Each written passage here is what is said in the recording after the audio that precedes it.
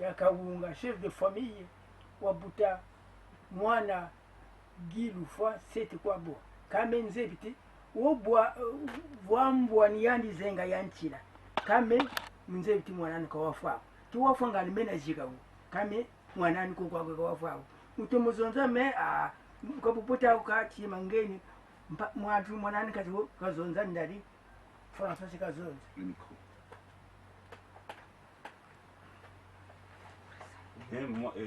C'est moi, monsieur Ndari François, le neveu à Mouko Albert, la famille paternelle de Guy-Émile Fosset-Kouabou. Il m'a légué le pouvoir pour démentir le fait. Effectivement, 3 ans de cela, 3 ou 4 ans de cela, nous sommes rencontrés avec M. Guy. Et à sa demande, il a demandé le capitaine Guy, c'est lui à sa demande, il a demandé qu'on se retrouve. Effectivement, c'était au plateau de 15 ans. Il est arrivé avec 3 points à suggérer à l'ordre du jour. Le premier point, c'était de s'excuser et de demander pardon si on pouvait le pardonner. Le deuxième point, c'était de nous emporter, de nous faire sur le décès de son papa Guy-Émile, qui est mon fils. Et le troisième point, c'était le procès verbal du conseil de famille.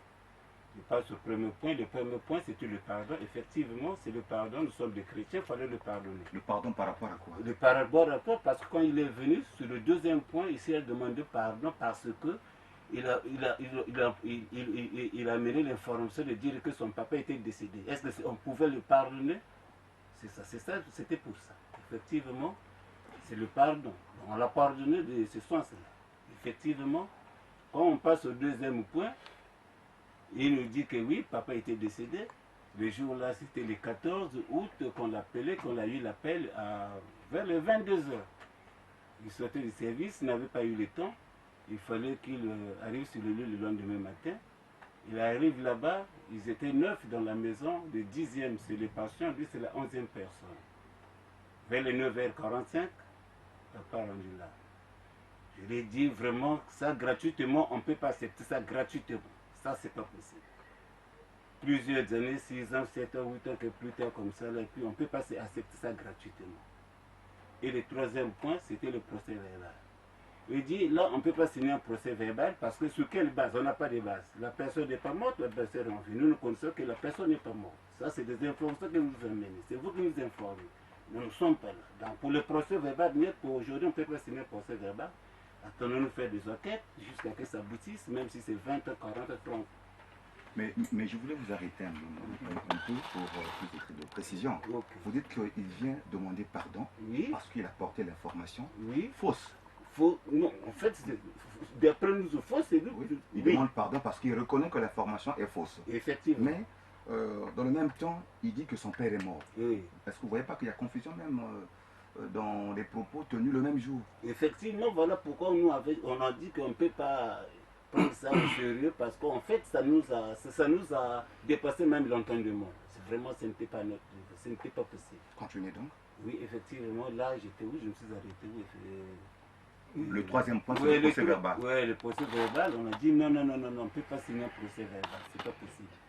Sur quelle base? Il n'y a pas de base. Le procès verbal qui atteste qu'il est mort. Un procès verbal pour chercher un administrateur de biens. C'est ça le procès verbal.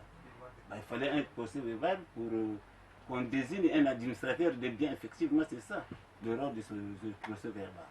Effectivement, on a dit non. Vraiment, il n'y a pas accès pour aujourd'hui, non.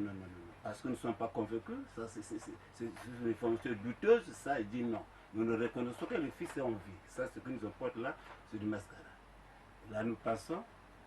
Et nous sommes, bien après, le 19 ou le 21, c'est là où j'ai su par les médias partout qu'il y aurait l'exhumation de votre fils. Rapidement, j'ai essayé de faire des efforts, réunir ma petite famille. J'ai dit, l'oncle, mais il y a comment? Il y a quelque chose qui ne va pas. Là, j'entends parler de l'exhumation. Guy parle de l'exhumation, alors nous, les parents, les papas sont là. Les papas sont là, la fois passée, ils étaient venus voir. Mais pourquoi pour l'exhumation, on ne peut pas nous voir? Ça, c'est pas possible. Il dit non, non, on va prendre des dispositions. Qu'il faut faire? Donc, on va prendre des dispositions. Donc, il faut qu'on contre-attaque ça.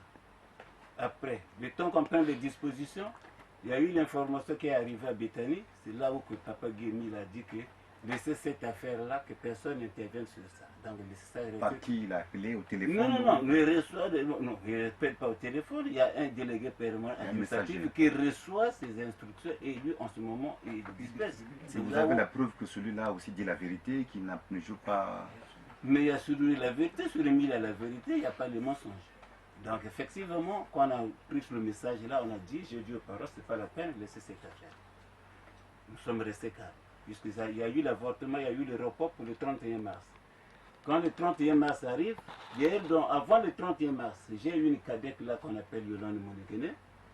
Et vers le 26, le 27, dans ses rêves, vraiment, dans ses rêves, c'est Émile qui lui dit que ma fille, mais comment tu es toujours là, tu me cherches à tout moment. Mais regarde le secret là, tu vas à l'intérieur. Non, c'est vide. Bon, ça, c'est des rêves, non, c'est vide. Bon, écoute, va leur dire que moi, je suis en vie. Mon association, je suis le président fondateur, donc la personne ne peut dire mon association, c'est moi le président fondateur. Mais va leur dire que je suis encore en vie.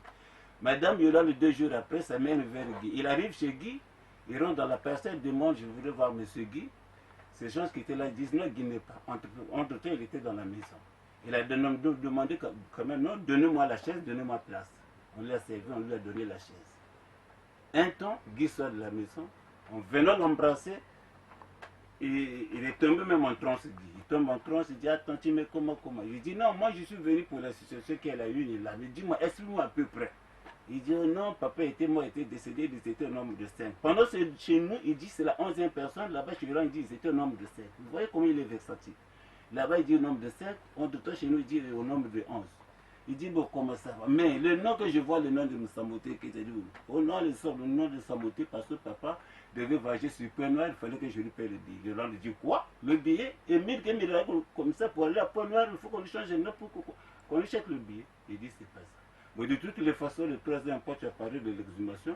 Nous étant membres de la famille, dans les 30e, je serai avec toi à Lukanga. Il dit, non, non, non, c'est pas la peine, voir ton nom, c'est le qui bosse à l'Ésia qui bosse. Non, on sera là de bon matin, parce que le matin, quand on sera là, comme vous serez en retard. Il dit, non, non, non, c'est vrai que je viens à Mayanga, je serai ici à deux pour que. Donc, en un mot, le côté paternel, papa, Guy, Émile, le Français Tukwabo, rejette catégoriquement la rejette catégoriquement. En fait, je n'ajoute rien ça sur les cassettes de Guy, parce que quand on parlait, ça a été enregistré. Bien. Le deuxième point, le deuxième point, regardez.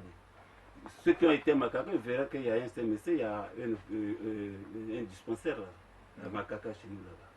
Mais avant l'ouverture, avant les dates de l'ouverture, donc M. Émile nous avait demandé qu'on lui cède une place de façon de mettre une auberge là-bas parce que les gens qui... Je suis membre de la famille, le papa direct de M. Guy Fassetravo.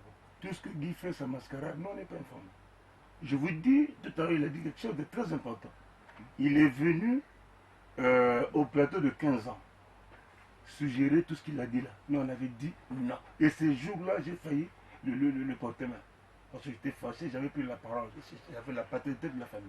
J'ai dit jamais, nous on ne peut pas accepter ça. Monsieur Guy, s'il vous plaît, arrêtez-nous ça. Si tu étais venu nous dire que nous les enfants, le foie, on ne s'entend pas. Et en ce moment-là, nous, les parents, on peut organiser une sorte de travail pour tous les enfants, pour qu'ils s'entendent. Et quelle est la position de Guy par rapport aux autres enfants?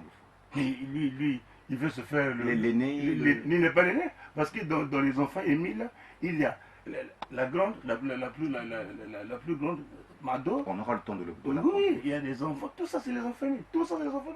Vous pouvez imaginer, nous sommes tous des Africains. Un enfant va enterrer son père et tous les enfants ne sont pas au courant. Ça c'est quelle famille ça? Ça c'est quelle famille? Je dis non. Moi je vais arrêter parce qu'on a peine 5 minutes. Je dis ceci. Je demande à M. Guy, qui est mon petit-fils, s'il te plaît, qu'il parte à Kibossi prendre son chinois ou son japonais qu'il est parti déposer là-bas. Qu'il le ramène là où il a eu et qu'il doit faire vite. Donc vous avez des preuves que c'est pas lui? Non, c'est pas lui. Moi j'ai vu les photos, je sais pas lui. Ça c'est quoi? Ça, c'est quoi? Et puis, il y a un monsieur qui part, il va prendre un policier, il va là-bas, il prend les gens, ils sont de... Et les gens de regarder comme ça. Ça, c'est quel pays, ça? Nous disons non. Famille Kaunga dit que nous sommes une vie. Et tout le temps, quand on a besoin de quelque chose, il nous envoie ça. Donc, aujourd'hui, moi, nous décidons ici, présent M. Moueko. Il est le patron de la famille. Personne ne parle derrière Guy pour dire voilà, voilà, voilà. Je dis non, non et non. Et ça, nous faisons le foie. Nous en faisons le foie. Le foie, Tsona Madeleine. Le foie, Evelyne Nicole Sylvestrine. Le foie, Polo Titine Espérance Bienvenue. Le foie, Kadi Christian Ismaël. Seti Kwabo Tabo Exaucé Mok Adlin. Le foie, Seti Moïse Enoch GC Régis. Le foie, Guinée. Le foie, Tondele Guiche. Le foie, Kwenzambi Touré Nimio Gels Guy Alphon. Le foie, Espoir Guichel. Le foie, Mbaya Israël Salem. Déclarant ce qui suit. Le foie Seti Kwabo Guy Émile, notre père, est bel et bien en vie. Contrairement à ce que notre frère Guy Florence Le Foie clame haut et fort, que notre père Le Foie Seti Kwabo Guy Émile serait décédé depuis 2008. Alors que toutes les incohérences et ses propos prouvent à suffisance que l'acte posé récemment est prémédité. En effet, l'entretien du 24 mai 2009 à 20h05 à Pointe-Noire au quartier Savant à Tchétché, dont nous détenons l'audio, il affirme que papa Guy-Émile Le Foie Seti Kwabo est en vie. À la célébration de la fête de Pâques à Kibossi en 2012, il nous dit que papa Guy-Émile Le Foie Seti Kwabo serait mort depuis le 15 octobre 2008, ce qui lui met en contradiction avec ses propos plus haut cités.